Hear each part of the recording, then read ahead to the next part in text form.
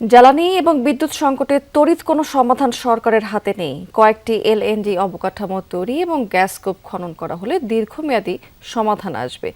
এর আগে সরকারকে মোরাল সাপোর্ট দিতে হবে, এমন মন্তব্য করেছেন বিদ্যুৎ এবং জ্বালানি মন্ত্রী ইকবাল হাসান মাহমুদ টুকু। তিনি আরও বলেছেন যে খুলনা বিভাগে নতুন 3টি ভাসমান টার্মিনাল নির্মাণের উদ্যোগ নেওয়া হয়েছে, এরই মধ্যে একটির অর্ডারও দেওয়া হয়েছে। মন্ত্রীর অভিযোগ, অবৈধ ব্যাটারি চালিত রিকশা চার্জের কারণে রাতেও বিদ্যুতের চাহিদা বেড়ে গেছে। 45 বছর ধরে কোটি মানুষের আস্থায় পাইপের বস আরএফএল পাইপ। গেল 21 জুলাই থেকে গ্যাস নিয়ে বেজায় বিপদে বাংলাদেশ। মহেশখালীর একটি ভাসমান এলএনজি টার্মিনালে আগুন লাগলে বন্ধ হয়ে যায় 45 কোটি ঘনফুট সরবরাহ। এরপর এটি মেরামতে নানা উদ্যোগ নেওয়া হলেও এখনও সমাধান হয়নি। ফলে জ্বালানি সংকটে অচল হয়ে পড়ে একাধিক বিদ্যুৎ কেন্দ্র, শুরু হয় টানা লোডশেডিং। বিদ্যুৎ বিভাগের পরিসংখ্যান বলছে, গতকাল সারা দেশে বিদ্যুতের ঘাটতি ছিল 3000 মেগাওয়াটের বেশি। বৃহস্পতিবার জ্বালানি নিয়ে রাজধানীতে সিপিডির সেমিনারে উঠে আসে সংকটের প্রসঙ্গ। গবেষকরা বলেন, স্পট মার্কেট থেকে এলএনজি কিনে বিপদ বাড়ছে, ভর্তুকি বেড়ে দাঁড়িয়েছে 16,500 কোটি টাকায়, যার লক্ষ্যের প্রায় 3 গুণ। 2031 সালের মধ্যে নতুন কোনো কূপ আবিষ্কার না হলে ফুরিয়ে যেতে পারে গ্যাসের মজুদ। আর্থিক সীমাবদ্ধতা আছে, কিন্তু প্রযুক্তিগত সীমাবদ্ধতাও আছে। এমনকি দেখেন যে আমাদের যে এই বিদ্যুৎ এবং জ্বালানি বিষয়ক যে পরিকল্পনাটা করা হয়, স্ট্র্যাটেজিটা, সেটার জন্য কিন্তু আমাদের বিদেশি কনসালটেন্ট রাখতে, বিদেশি প্রতিষ্ঠানকে। তো এই সক্ষমতাটা আমরা গড়ে তুলতে পারিনি এত বছরে। এ সময় জ্বালানি ব্যবস্থাপনা ও নীতি নিয়ে সরকারের সমালোচনা করেন বক্তারা। ব্যবসায়ীরা বলেন, জ্বালানি সংকট নিয়ে আন্তর্জাতিক ক্রেতাদের জবাব দিতে হচ্ছে।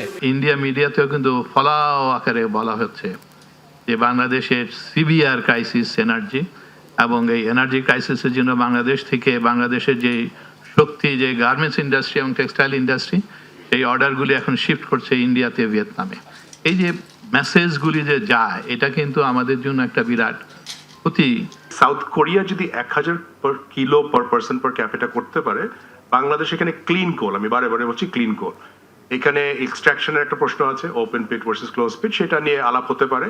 আপনি প্রাইভেট সেক্টরকে কোল ব্যবহার করার অনুমোদন দেন এবং এটা আমরা চাই, এটা আমাদের দিতে হবে। ওয়েস্টফুল জিনিস হচ্ছে এই ডোমেস্টিক সেক্টরে আমরা যে গ্যাসটা দিচ্ছি, 11% গ্যাস ওখানে যায়, এবং ওদের ইনসাইডার আমাকে বলেছে এটা 5-6%-এর বেশি। কিছু সাকিব খান বলে গেল না 8 থেকে 9%, it is much more than that. এ সময় ভার্চুয়ালি যুক্ত হয়ে বিদ্যুৎ মন্ত্রী জানান, 2029 সালের মধ্যে নতুন 3টি ভাসমান এলএনজি টার্মিনাল তৈরি করা হবে, আর সেসব আসবে যুক্তরাষ্ট্র থেকে। তৈরি হতে পারে মংলা, হিরন পয়েন্ট ও পায়রাতে। তবে আপাতত সবাইকে ধৈর্য ধরতে হবে। উইদাউট এফএসআর আমার যে গ্যাস আছে সেটা নামাতে পারবো না। এখন শুধু আমাকে দিন গোনা ছাড়া, আর ওই যে ইঞ্জিনিয়াররা কাজ করছে এফএসআর হতে, এটা করা ছাড়া আমার কিছু নাই। আর কিছু ম্যানেজমেন্ট করা আর কি, যাতে কম লোডশেডিং হয়, যাতে আমি ইন্ডাস্ট্রিকে গ্যাসটা দিতে পারি, এই ম্যানেজমেন্টটা করা। এছাড়া আপনিই বলেন আমার হাতে আর কি থাকতে পারে। মন্ত্রী জানান, সরকার এসেই বাপেক্সকে শক্তিশালী করার উদ্যোগ নিয়েছে। এরই মধ্যে কেনা হয়েছে 2টি রিগ।